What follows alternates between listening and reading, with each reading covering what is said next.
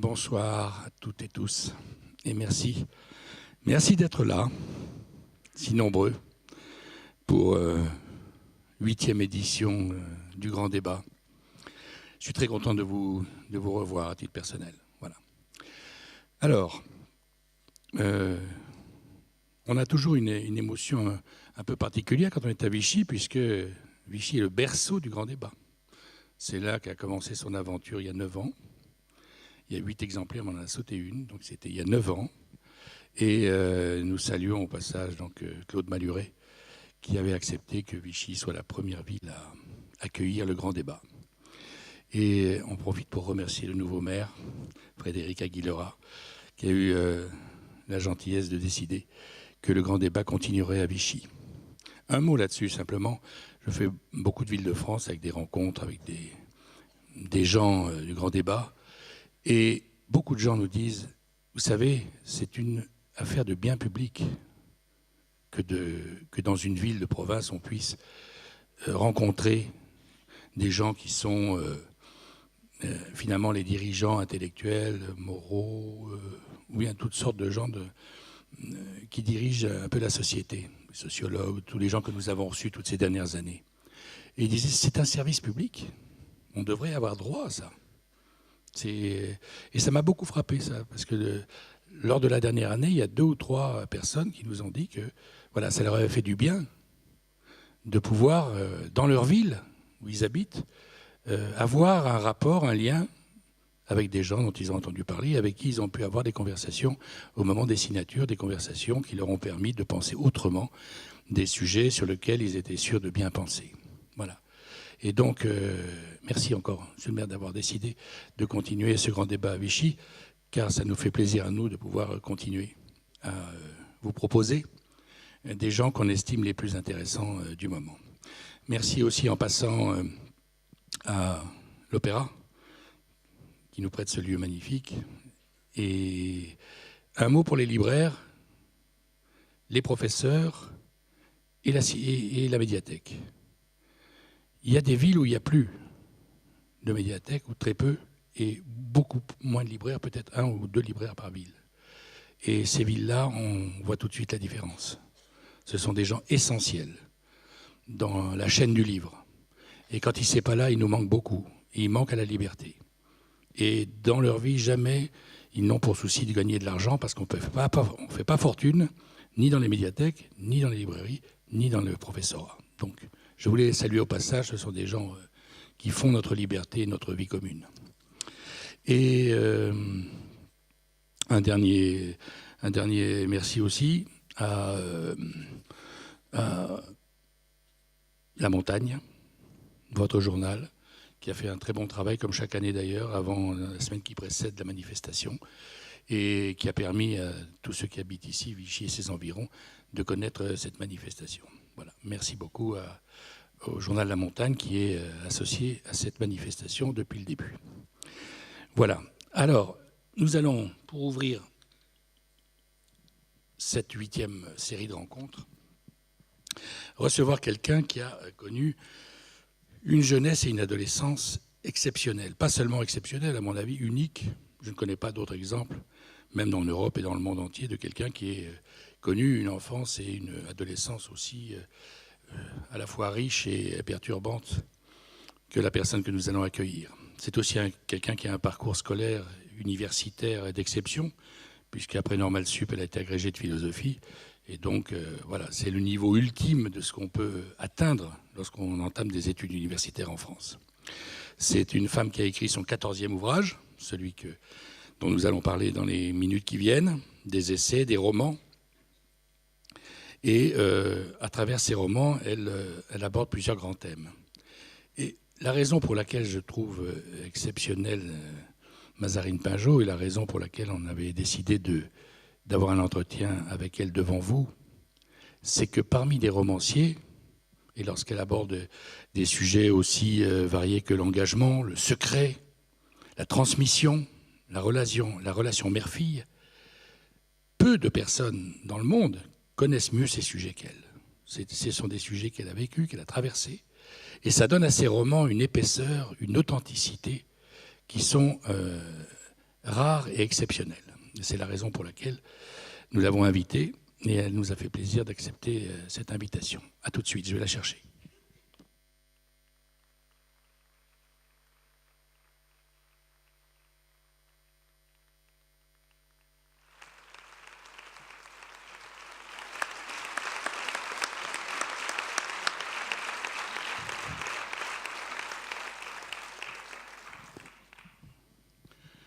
Bonsoir.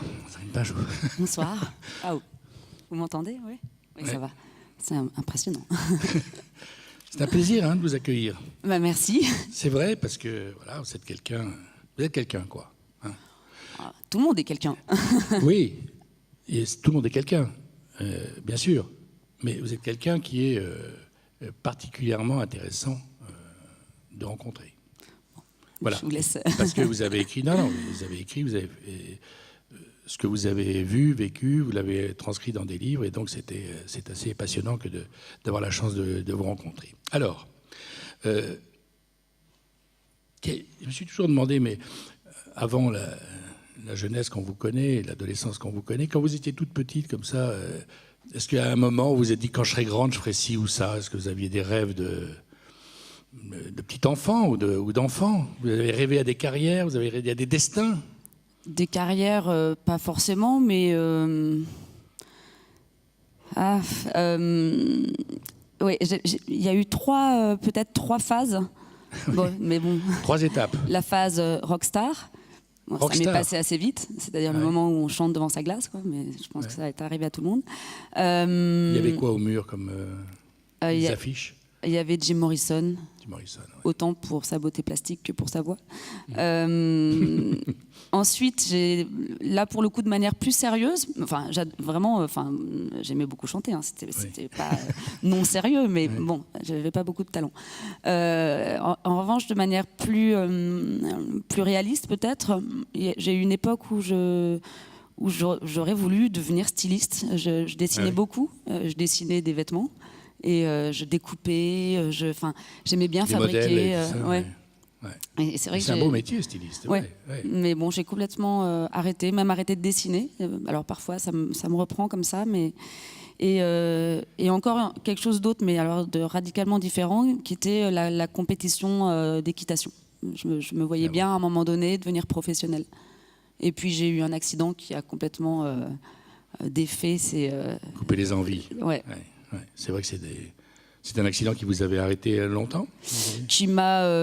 Oui, ou en tout cas j'ai eu très peur parce que c'était ma colonne vertébrale qui a été touchée et donc je me suis cassé le nez aussi. Et j'ai eu peur. J'ai surtout eu peur, c'est-à-dire que j'ai vraiment vu passer. Sinon la mort, du moins une forme de handicap à très peu de distance. Donc j'ai eu peur et cette peur d'ailleurs c'était intéressant parce que elle a touché l'équitation. J'ai continué à en faire parce que il faut toujours remonter après. La chute. Mais de manière beaucoup plus technique, beaucoup plus prudente. Mais la peur s'est étendue sur beaucoup d'autres choses. Tous les sports violents, dangereux. Donc j'ai arrêté quelques sports comme ça. Quel âge? Je sais plus, je devais avoir... je sais plus. Ouais, quelque chose comme ça. Ouais. Alors maintenant, vous êtes professeur d'université.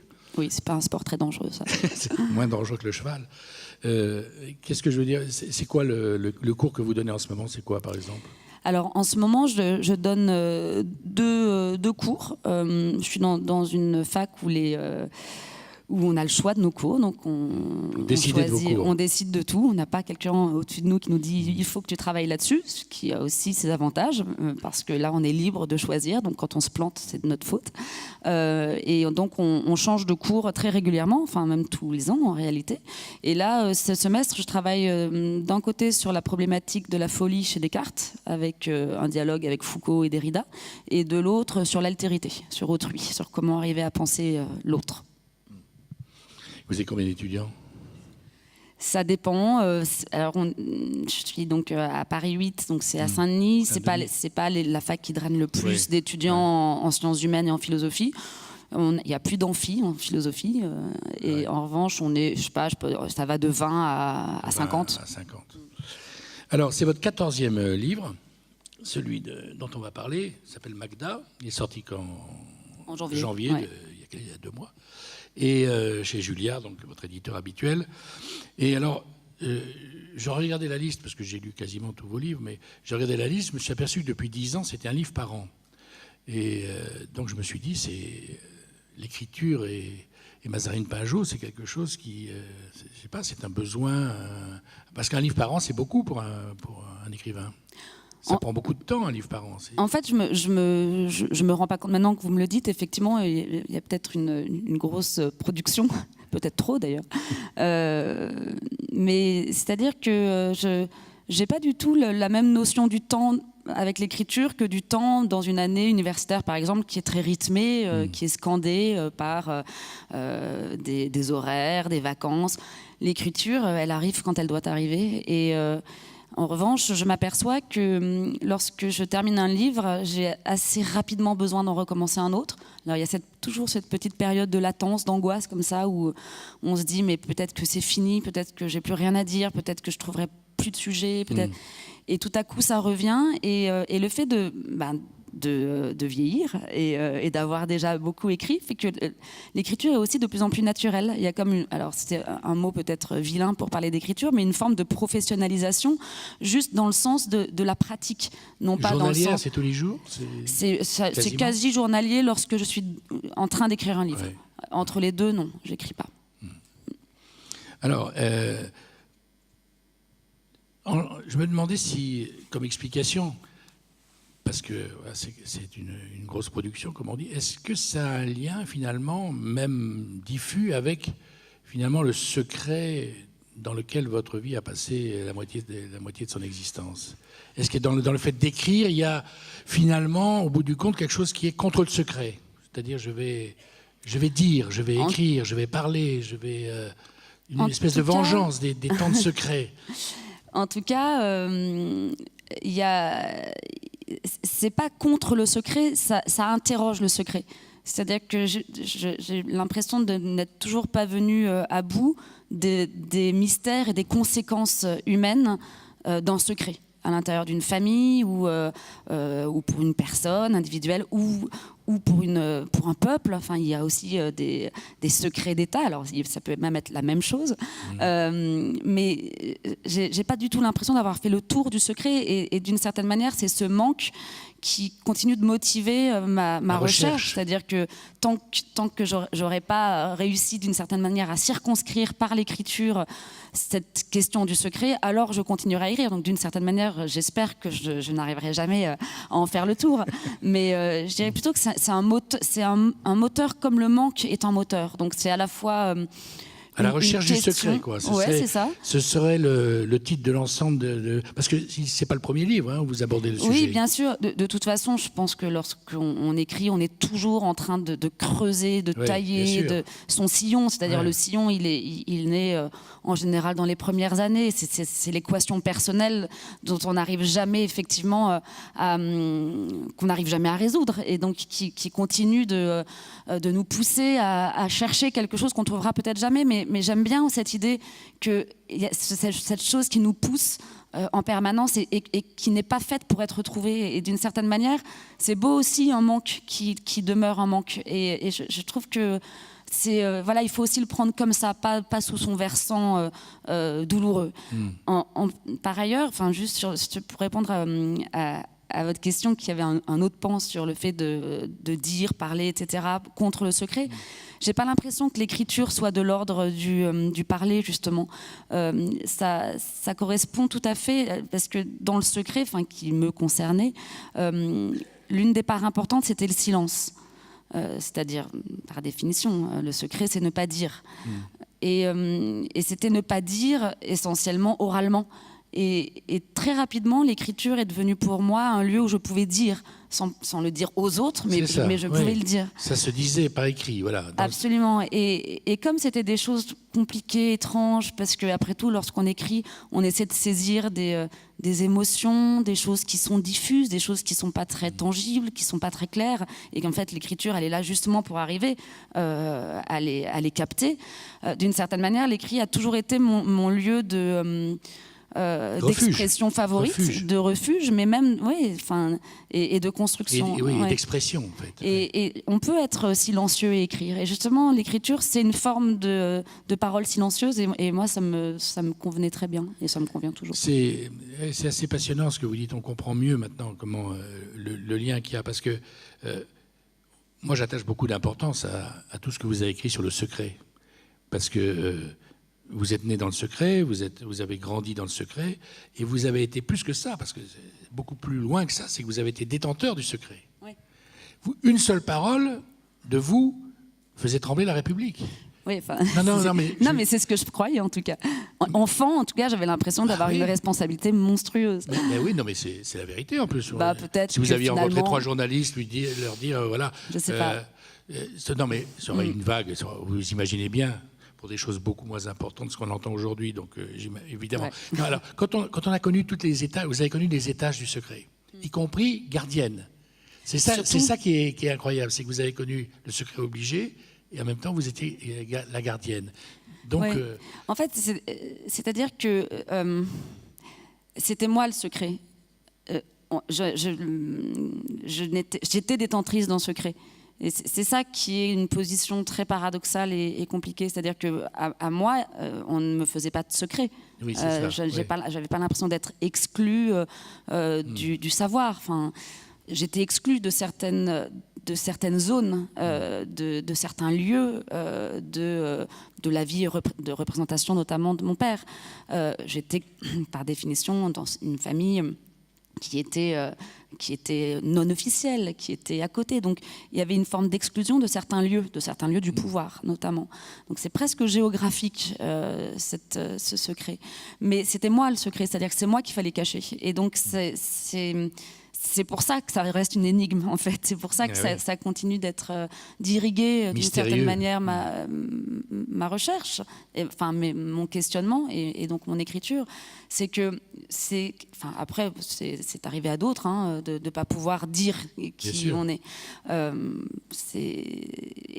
chose compliquée, c'est de ne pas pouvoir se revendiquer de son nom, en fait. C'est de ne pas pouvoir se revendiquer de sa filiation lorsqu'on est enfant.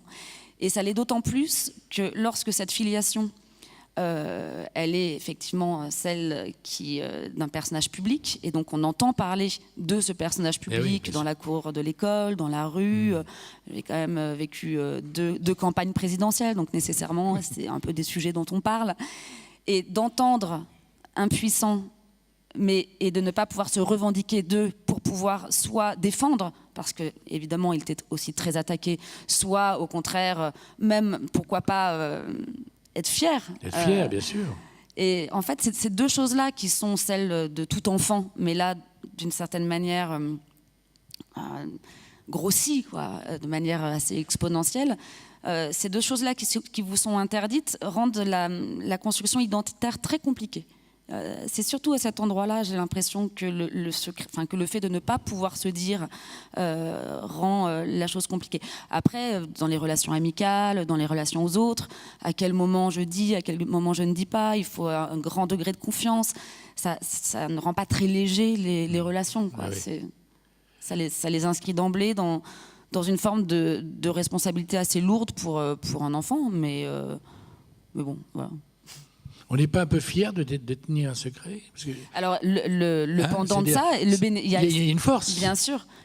En fait, c'est le pendant... On tient quelque chose de très important, quand même. Exactement. C'est-à-dire que ce qui fait qu'on se nie, on est nié, et on se nie dans le social, ce qui fait qu'on tient cette forme de négation et d'autonégation, c'est évidemment le bénéfice d'être aussi le secret, c'est-à-dire d'être aussi quelque chose de très précieux et d'avoir cette responsabilité, c'est-à-dire que cette responsabilité à la fois elle pèse, mais en même temps elle donne une sorte de force, et c'est pour ça que ça fonctionne, sinon ça fonctionnerait pas.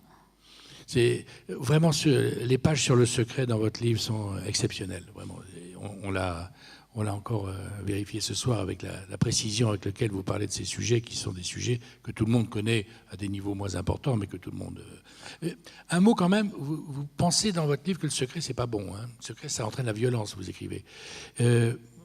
on a quand même l'impression que parfois les secrets sont faits pour protéger, au contraire. C'est-à-dire, non pas pour provoquer la violence, mais parce qu'on veut l'éviter. Parce qu'on veut éviter à quelqu'un de subir un choc trop important ou dont on juge qu'il ne serait pas capable de le supporter. Alors, je vous ai trouvé dur avec le secret.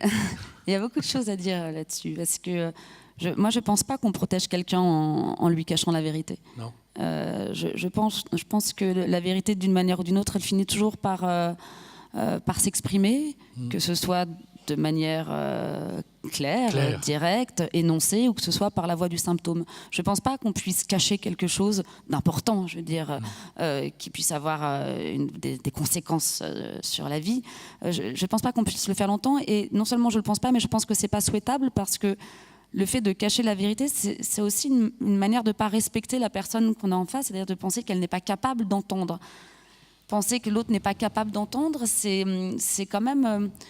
c'est pas capable, on pense que ça lui ferait du mal. Voilà. Oui, mais c'est donc une forme de toute puissance vis-à-vis de l'autre. C'est pas je ne pense pas que ça soit une manière de la protéger. Je pense que c'est une manière de se protéger soi-même, parce que parfois il y a des vérités qui sont difficiles à dire et que le secret vient là comme pour mettre une sorte de pansement.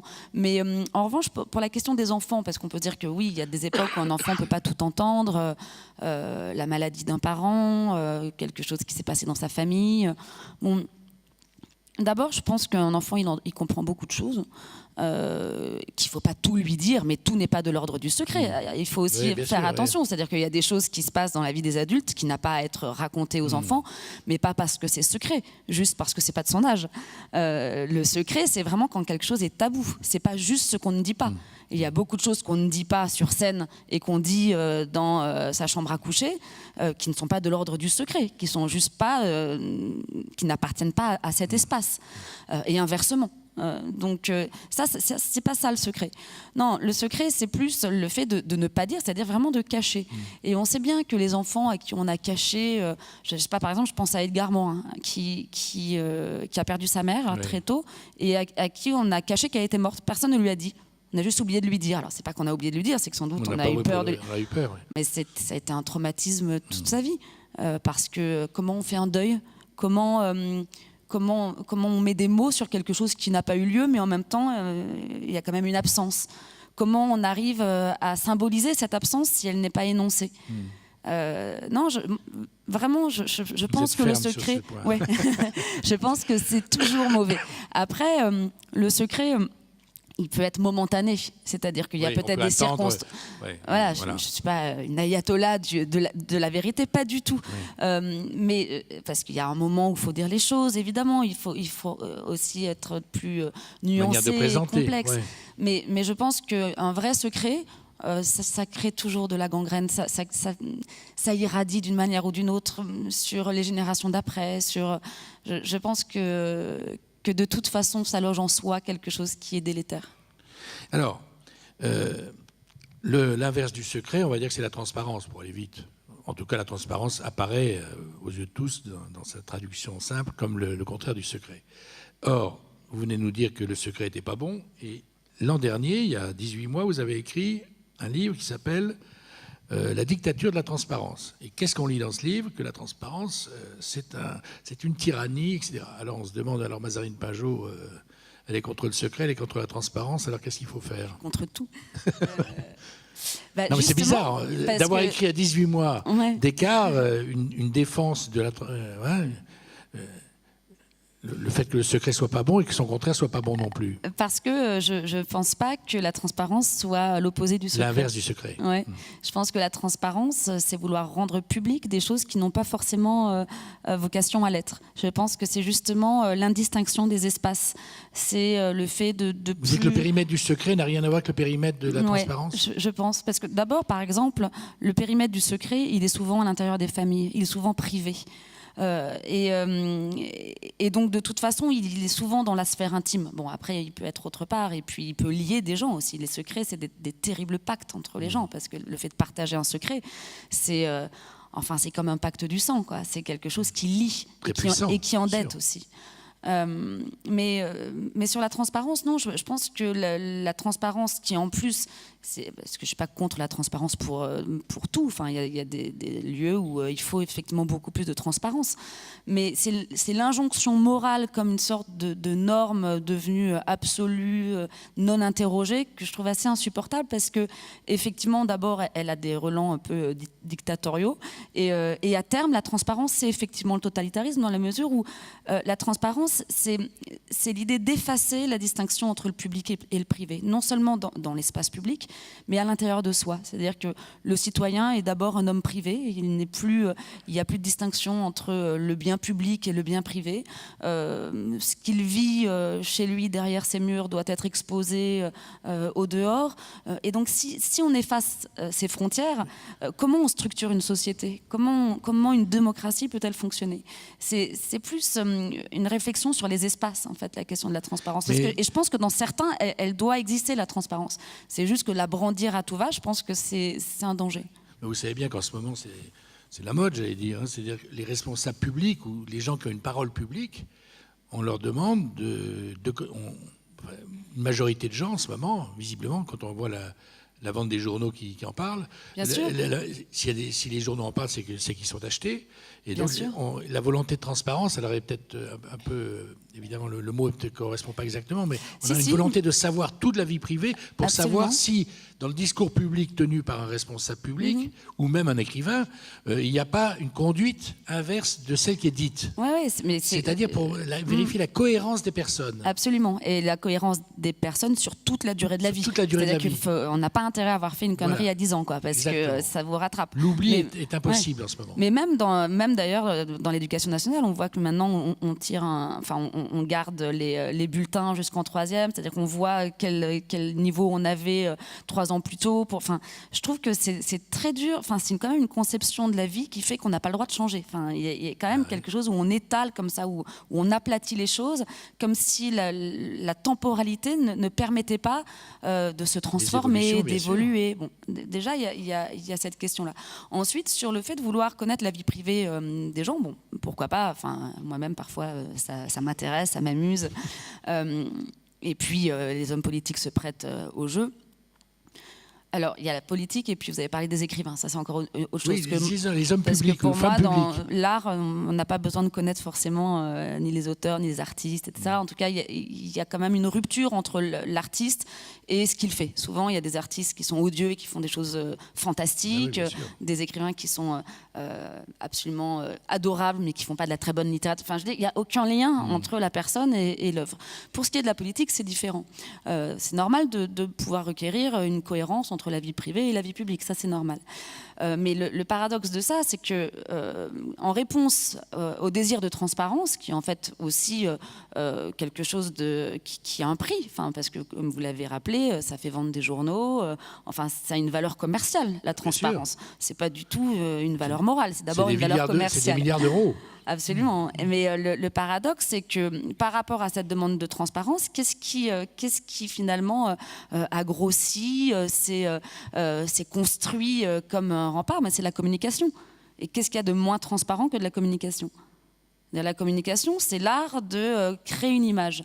Donc c'est très exactement l'image qui va nous faire croire qu'on accède à quelque chose d'intime et qui va être en réalité un masque. L'image, c'est toujours un masque. L'image, ça ne fait pas entrer dans la vérité des choses. Dans la vérité et l'intimité, vrai. Et à partir du moment où l'image devient le lieu d'un travail, d'une construction, alors on est dans un contresens total en parlant de transparence. Et donc, c'est pas parce qu'on va connaître plus d'éléments de la vie privée de tel ou tel homme politique qu'en réalité, il sera transparent. Parce que ces éléments privés, ils auront été travaillés par une équipe de com. Lorsqu'il se fera photographier dans son salon avec sa femme, il y aura un angle, il aura été maquillé. Je veux dire, il n'y a rien de transparent dans tout ça. C'est-à-dire que l'image qu'on verra sera l'inverse d'une image transparente, donnant la vérité des choses. C'est pas forcément l'inverse, c'est une image. L'image n'est pas l'inverse de ce qu'il y a derrière, mais c'est différent, juste. Ça ne raconte pas l'intimité des uns et des autres. Donc, de toute façon, même si on était pour la transparence, je ne suis pas sûre qu'elle soit possible, tout simplement. Alors, 2 mots sur l'histoire du livre. C'est donc une famille, enfin un couple, qui apprend par la télévision un jour que leur fille est en prison parce qu'elle a été arrêtée pour soupçon, accusation par le parquet d'acte de violence. Et donc les parents découvrent ça à la télévision et donc évidemment ça déclenche vis-à-vis d'un petit village des Pyrénées-Atlantiques, et donc ça déclenche immédiatement tout le département est sur pied de guerre à se demander alors qu'est-ce qui se passe dans cette famille. Et donc cette femme, Magda, donc le titre du livre, est harcelée par des journalistes, des paparazzis qui sont par centaines devant son truc. Alors vous écrivez quand même cette phrase: tout est fini. C'est Magda qui parle quand elle voit d'un coup que son jardin envahi. Alors, vous continuez. Elle a l'impression de la chute, de la fin et de l'irrémédiable. Son visage a été pris, volé dans une posture de crainte, de protection et de violence. C'est-à-dire qu'on s'aperçoit dans les phrases que vous avez combien la volonté de transparence, je reprends la photo, la recherche de la photo, de l'image, et donc de l'effet que ça produira sur les gens, peut avoir comme conséquence pour celui qui est pris en photo. Donc, évidemment, vous êtes particulièrement placé pour savoir, mais quand vous dites le visage a été pris, a été volé, c'est surtout dans la posture que c'est gênant, c'est-à-dire dans la posture de crainte. C'est-à-dire que le visage qui est pris à ce moment-là n'est pas le vrai visage, c'est ça que je veux dire. C'est à la fois pas le vrai visage, mais même... en l'occurrence, l'héroïne a fait le choix de vivre retirée dans un petit village, et elle a fait justement le choix d'une forme de décélération, de ne pas vivre au rythme urbain des télécommunications, de l'info en continu, etc. Donc elle a fait un choix.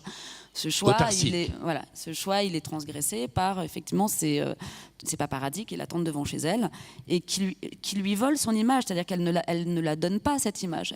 Elle lui est prise. L'image, le visage, c'est quand même quelque chose de fascinant. D'abord, c'est ce qui donne la photo d'identité. C'est notre identité. Donc c'est à la fois très anonyme, bizarrement, parce que les photos d'identité sont toutes pareilles. Il y a plein de consignes aujourd'hui, de plus en plus. Il ne faut pas sourire, il ne faut pas machin, il ne faut pas avoir voilà. Pas avoir de bouton sur la figure. Voilà. Sinon, repasser dans 15 jours, tu seras parti. Et en général, elles sont horribles. On est toujours hyper moche dessus. Mais le visage, c'est quand même l'identité. Même socialement, c'est l'identité. C'est une définition, en tout cas. C'est une définition. Et donc, bon, après, c'est aussi un moteur dans l'intrigue, c'est que c'est quelqu'un qui ne veut pas être vu. Bien sûr. Et donc, bien sûr que si quelqu'un prend votre visage en photo, même si c'est pas un paparazzi, il y a un acte de vol de quelque chose. Donc, elle vit ça de manière très violente, mais c'est ce que vivent les proches de n'importe quelle victime d'un fait divers ou de n'importe quel bourreau d'un fait divers. C'est-à-dire que tout à coup, ils vivent dans leur petite bourgade et en face de chez eux, il y a 300 journalistes, 400 photographes, tout le village est au courant, on ne parle plus que de ça. Enfin, il faut imaginer la violence de l'irruption comme ça, de la curiosité, de la rumeur, de la presse fait dans une vie. Et comment ça peut détruire des familles. Et ça, c'est pas ce qu'on voit aux infos. Aux infos, on voit le visage pris. On voit le visage pris, on voit pas ce qu'il y a derrière. On voit pas le contre-champ.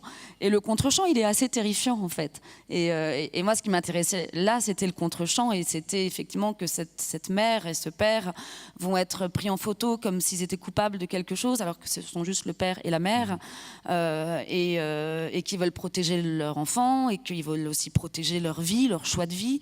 Et en fait, à un moment donné, ils n'ont pas le droit de le faire. Et ils n'ont pas le droit, et les photographes, eux, sont de leur bon droit de les prendre en photo parce que c'est une information.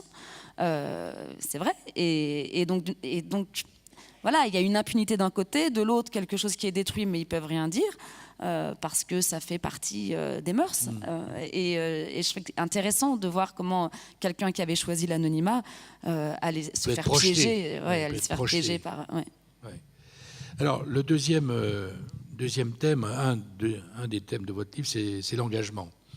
Donc, la mère dont on vient de parler est une personne dont on ignore le passé, mais qui a choisi depuis quelques années, notamment en se mariant et ayant des enfants, de vivre retirée à l'abri des regards, je veux dire, dans un petit village. Et puis la fille, donc, on vient d'apprendre qu'elle avait été arrêtée pour soupçon d'acte de violence. J'ai pas compris dans cette affaire si vous étiez... Donc il y a un niveau d'engagement différent. La mère est une engagée intellectuelle, j'allais dire, qui a chez elle les livres de Marx, de Proudhon, etc. Et la fille est soupçonnée d'avoir été plus loin, puisqu'elle est soupçonnée par la police et la gendarmerie d'avoir tenté de provoquer un déraillement de train. J'ai pas compris si vous étiez pour l'engagement, si vous trouviez que c'était une bonne chose, ou bien si l'engagement niveau 1 ou niveau 2, c'était moyen. Parce qu'elle ne mène pas une vie formidable, aucune des deux. Hein. La mère vit une petite vie, j'allais dire quand même. Hein. C'est une grande intellectuelle. On voit bien qu'elle a lu plein de livres, etc. C'est quelqu'un qui a eu une jeunesse active. La fille est en prison à 20 ans. Je me dis, est-ce qu'elle pense que l'engagement, c'est quelque chose qui n'est pas formidable au bout du compte ? Alors, je ne juge pas, ça n'est pas non plus une démonstration contre. Non, mais il y a une attitude dans votre écriture vis-à-vis. Mais c'est vrai que c'est compliqué de répondre parce que je pense qu'il faut toujours un engagement dans la vie. De toute façon, c'est ce qui nous soutient et c'est aussi ce qui nous relie aux autres. Ce qui est beau dans l'engagement politique, c'est le fait d'être plusieurs, quoi, et de se battre l'espérance commune. Voilà, ouais. De se battre pour une même cause. Il y a eu des formes d'engagement dans l'histoire qui ont été magnifiques, importantes, nécessaires, obligatoires. Il y en a eu des plus joyeuses, je pense à mai 68, dont on célèbre le cinquantenaire. Aujourd'hui, c'est difficile d'être engagé politiquement, enfin, dans le sens, de ces grands engagements collectifs. C'est difficile parce que les grandes idéologies sont défuntes, que même s'il y a encore des résurgences de ces grandes idéologies, notamment dans l'extrême gauche, il y a quelque chose qui coince un petit peu. C'est plus difficile, c'est moins soutenu socialement, c'est moins...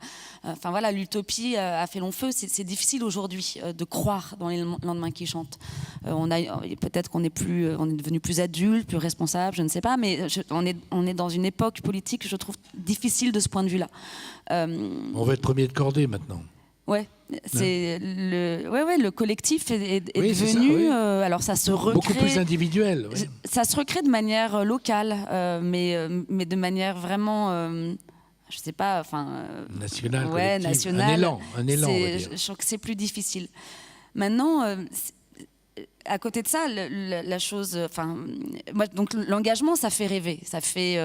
C'est même parfois plus facile d'être engagé que de se poser trop de questions.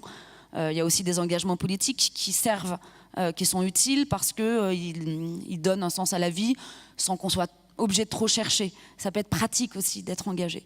Moi, ce dont je me méfie, c'est pas de l'engagement, c'est des idéologies, c'est du dogmatisme. Et c'est vrai que le dogmatisme, c'est une réponse à toutes les questions existentielles, une fois pour toutes, et qui pour le coup, qui n'engage pas à la complexité. Et l'engagement peut parfois être en bisbille avec la complexité. Mais il faut arriver à articuler les deux. Mais je ne suis pas contre l'engagement. Au contraire, je trouve que c'est merveilleux de pouvoir être engagé. Mais en revanche, aujourd'hui, il faut trouver la cause. Vous vous souvenez de changer la vie, c'était le titre du programme du Parti socialiste en 72, et il a été chanté pendant des années et des années sur musique de Mikis Theodorakis. C'était changer la vie, c'était un engagement, c'était un vrai engagement. Est-ce que changer le monde, pour juste ne pas rester sur changer la vie, le terme précis, mais changer le monde, est-ce que vous êtes philosophe, vous enseignez, donc vous avez une parole importante, vous écrivez, vous voyez beaucoup de gens, votre nom est connu, donc vous avez un pouvoir d'influence, j'allais dire. Est-ce que changer le monde, c'est quelque chose qui vous préoccupe, ou bien vous pensez que si on a envie de le changer, tant mieux, si on n'a pas envie, vous considérez que ce n'est pas votre rôle, ou que ce n'est pas votre envie? Si, je pense que c'est le rôle de chacun d'entre nous, à la place où il est. Mais la mienne, elle est dans l'enseignement, elle est dans la transmission. C'est cette marge de manœuvre que j'ai. Elle est pas immense, mais c'est celle que j'ai. Je suis pas une femme politique. Je pense pas que je pourrais l'être. Non, mais c'est pas seulement politique. Oui, Changer le monde. Des poètes ont voulu changer le monde. Bien sûr. Oui. Mais ce qui veut dire qu'on le fait avec les moyens qu'on a. Et moi, j'ai pas les moyens politiques. Avec les outils. Voilà. J'ai pas d'outils politiques. J'ai des outils, effectivement, par la littérature ou par l'enseignement. Mais je me prive pas de le faire. mais c'est assez réduit, comme voilà. Mais est-ce que ça vous intéresse, l'idée de pouvoir changer le monde? Est-ce que c'est une préoccupation? Ah oui. Ah oui. Moi, en tout cas, quand j'enseigne, dans votre... Quand j'enseigne, ça fait partie d'un des horizons de l'enseignement. C'est non pas il ne s'agit pas d'être un gourou, parce que justement, on peut aussi tomber dans l'excès inverse, mais d'amener les étudiants à réfléchir et peut-être à changer même des petites choses, parce que je ne pense pas qu'on ne change jamais les autres, et heureusement, mais peut-être qu'on peut les accompagner dans des voies plus aventureuses, peut-être plus risquées, et leur permettre d'éclore, quoi. Ça, c'est formidable de pouvoir faire ça. Mais changer le monde, c'est un peu ambitieux. Et en général, c'est plutôt les tyrans qui ont cette idée-là. Parce que déjà, changer ceux qui sont autour de vous par les outils que vous avez, je trouve que c'est déjà... c'est un bon moyen de commencer. C'est un bon moyen de commencer, et aller plus loin serait bon. Ça devient plus compliqué parce que... Voilà. Ensuite, moi, je crois beaucoup en la politique. Je pense vraiment que la politique, elle peut changer les choses. Je pense que c'est par les institutions, que c'est par les lois que les choses changent. Je ne suis pas du tout en train de dire il faut rester dans son coin ou quelque chose comme ça. C'est juste que, changer le monde, oui, ça serait formidable, mais ça reste un rêve. Un mot sur les relations mère-fille qui sont très présentes dans ce livre. Là aussi, on sent que vous avez vécu des relations mère-fille. Alors j'imagine qu'il n'y a rien de plus compliqué que des relations mère-fille. Hein. Mais à un moment, vous avez cette phrase, vous dites, entre la mère et la fille, on veut à la fois savoir et pas savoir. Ce sont des relations qui aiment le flou. Mais souvent, entre les parents et les enfants, il me semble. Pour la simple raison qu'il y a un lien très très intime et très fort d'une connaissance absolue de l'autre, et en même temps d'une méconnaissance tout aussi totale de l'autre. D'abord, nos parents, on les rencontre quand on est. En l'occurrence, ils ont eu une vie avant nous. Oui. Et celle-là, on ne la connaîtra pas. On ne saura pas qu'ils ont été enfants, jeunes hommes, jeunes femmes. Et puis, dans leur travail, on n'est pas là lorsque ils expriment ont lorsqu'ils ont des responsabilités, des ordres à donner. On ne les voit pas sous cet angle-là. Donc, à la fois, on les connaît de manière très intime. Proche. Mais il y a tout un pan qu'on ignore d'eux. Et c'est la même chose pour nos enfants. Et en même temps, heureusement, qu'on ne les connaît pas complètement, parce que la relation n'est pas fondée sur la connaissance, en fait. Elle est fondée sur l'amour. Elle est censée être fondée sur l'amour. On n'y arrive pas toujours bien, d'ailleurs. Mais... l'amour, c'est pas la connaissance. Pour aimer quelqu'un, il faut pas totalement le connaître, sinon on l'objective, sinon ça devient un objet, quoi. Donc oui, bien sûr, il y a toujours de toute façon dans les relations entre parents et enfants ce flou-là. Ensuite, parce que tout simplement, il y a ce que les psychanalystes appelleraient l'interdit de l'inceste, c'est-à-dire qu'il y a une distance à garder pour... absolue. Ouais, il y a une frontière absolue, d'un point de vue même symbolique, pour pouvoir se construire. Et donc c'est bien aussi que tout ne soit pas dit, qu'il y ait des espaces qui soient radicalement distincts. Ce qui n'empêche évidemment pas, et au contraire, ce qui permet la relation à l'autre. Et le problème des rapports mère-fille, c'est que cette frontière, elle n'est pas toujours très bien dessinée. Et donc, ça crée des relations souvent passionnelles, parfois confuses, compliquées, aussi de projection, d'empathie. Vous-même, vous avez 2 filles. Hein. Ouais. Vous savez de quoi vous parlez. Vous êtes très féministe, en fait. Je vous ai jamais entendu dire que vous étiez féministe, mais alors vous l'êtes à fond. Ah bon? Ouais. Parce que dans votre livre, les hommes, alors là, je vais vous dire, en dessous de la table, il n'y en a pas un pour sauver l'autre. Bon, ils sont gentils, au mieux, ils sont gentils, ils disent quelques mots l'un derrière l'autre à peu près corrects, mais vraiment, les personnages qui vous intéressent, que vous décrivez, que vous aimez, visiblement, que des femmes. C'est quand même incroyable. C'est vrai ou c'est pas vrai? Je réfléchis, j'essaie de sauver au moins un homme. Non, il y a quand même des romans où c'est vrai, bon, dans celui-là, c'est vrai qu'ils sont pas très présents. Mais parce que vraiment aussi, je voulais travailler sur 3 grandes figures de femmes, la mère, la grand-mère et la petite fille. Vous avez des excuses. Mais quand même. Mais c'est vrai, mais c'est pas un choix. Non, vous n'avez pas décidé que pas un seules choix les femmes étaient intéressantes. Non, pas du tout. Non. Ou un choix militant, ou absolument pas. C'est peut-être parce que je les connais mieux de l'intérieur, aussi parce que souvent, c'est pas forcément que je les aime plus, c'est que j'ai souvent des personnages de femmes assez monstrueuses, assez terrifiantes, enfin qui restent toujours très humaines, hein, mais qui peuvent être extrêmes, qui peuvent être dangereuses. Et c'est vrai que bon, voilà, des figures de mères toutes puissantes, des figures de grandes amoureuses, enfin.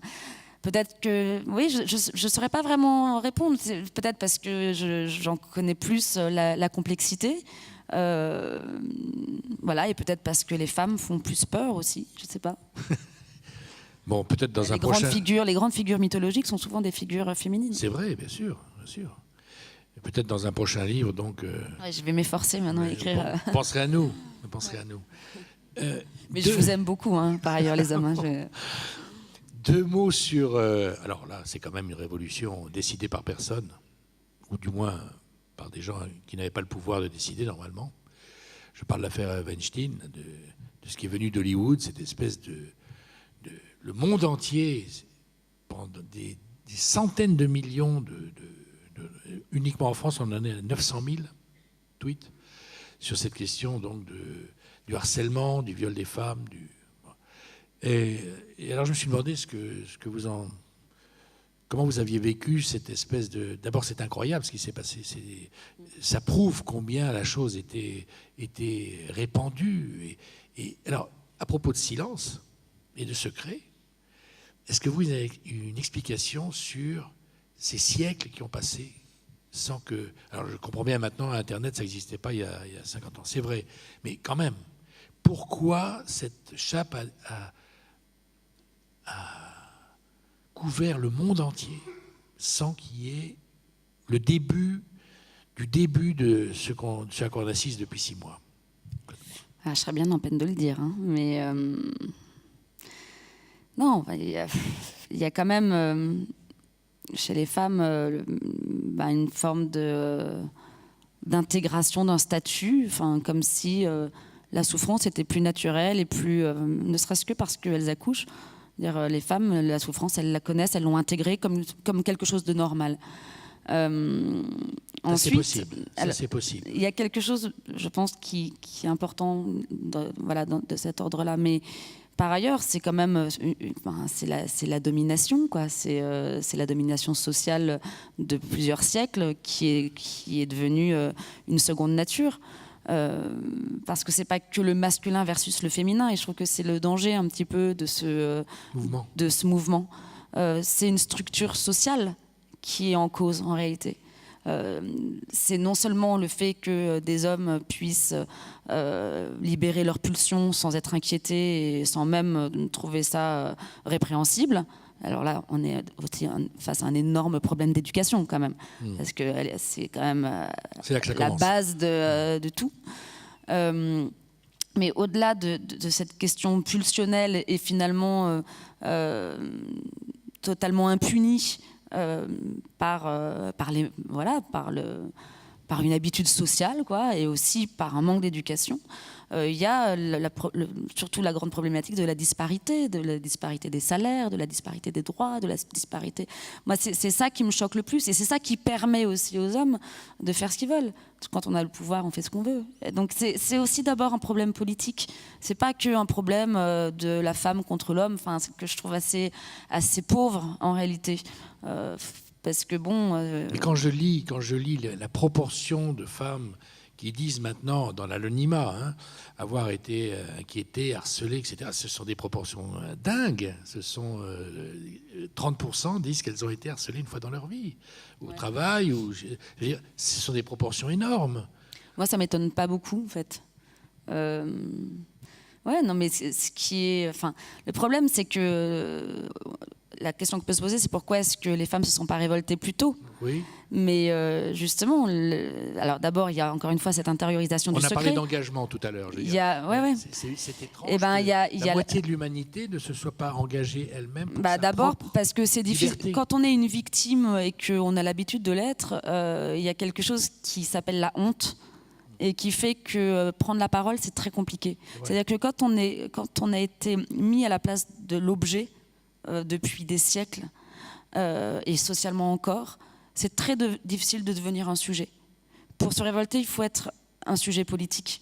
Mais lorsqu'on ne l'est pas, lorsqu'on n'a pas été élevé comme ça, lorsque on vous pose, lorsque vous n'avez pas droit à la parole, lorsque votre parole n'est pas entendue, parce qu'il y a aussi beaucoup de femmes qui parlent et qui n'ont pas été entendues.